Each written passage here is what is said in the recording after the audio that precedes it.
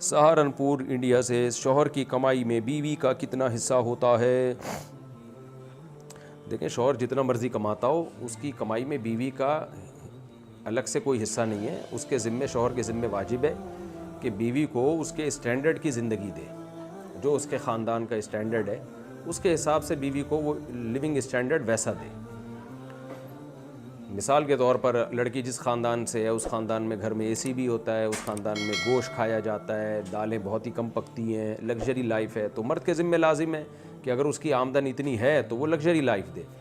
بلکہ اگر لڑکی جس گھر سے آئی ہے اس گھر میں نوکر چاکر بھی تھے، لڑکیاں کام نہیں کرتی تھی، تو مرد کے ذمہ یہ بھی لازم ہے کہ نوکر خادم کا بھی انتظام کر کے دے۔ تو اور اگر بیوی کا اسٹینڈرڈ ایسا تھا کہ وہ درمیانے درجے کے اسٹینڈرڈ کی تھی تو مرد پہ لازم ہے کہ وہ درمیانے درجے کا اسٹینڈرڈ دے اس کو، یہ تو واجب ہے۔ باقی اس سے اوپر کی لائف اگر مرد دے، یعنی بیوی کا اسٹینڈرڈ جو اپنے ماں باپ کے گھر میں تھا وہ لو تھا، لیکن مرد اس کو اور زیادہ اچھا اسٹینڈرڈ دیتا ہے، تو یہ بہت اچھی بات ہے۔ نبی صلی اللہ علیہ وسلم فرمایا،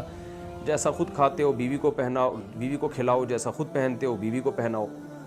باقی یہ مرد پہ لازم نہیں ہے کہ وہ اپنی تنخواہ بیوی کو بتائے اور پھر اس میں بیوی کا شیئر ہو کہ بھی آدھی مجھے دینی ہے، آدھی خود رکھنی ہے، یا ساری مجھے دینی ہے۔ تو وہ مرد کے اور میاں بیوی کے آپس کی انڈرسٹینڈنگ پر ہے۔ اگر وہ ٹھیک ہے آپس میں، بعض مرد میں نے دیکھے لا کے پوری تنخواہ بیگم کو پکڑا دیتے ہیں، اس سے پھر مانگتے رہتے ہیں، تو آپس کی میوچل انڈرسٹینڈنگ سے اگر ایسا ہو رہا ہے تو ٹھیک ہے، لیکن لازم اس میں سے کچھ بھی نہیں ہے، کیونکہ خواتین اس بیس پہ مردوں سے لڑتی ہیں، کہتی ہیں اپنی تنخواہ بتاؤ، کہاں کہاں خرچ کر رہے ہو، اپنی بہنوں پہ کیوں خرچ کر رہے ہو، اپنی اماں کو اتنا کیوں دے دیتے ہو، بھائی کو کیوں دے دیتے ہو، سارا مجھے لا کے دو۔ یہ غلط ہے بھائی، آپ کو آپ کے حصے کا جو مل رہا ہے، جو آپ کا بنیادی ضروری نان نفقہ ہے، اگر وہ آپ کو مل رہا ہے تو پھر آپ کو اس سے کوئی غرض نہیں ہونی چاہیے کہ مرد باقی کہاں خرچ کر رہا ہے۔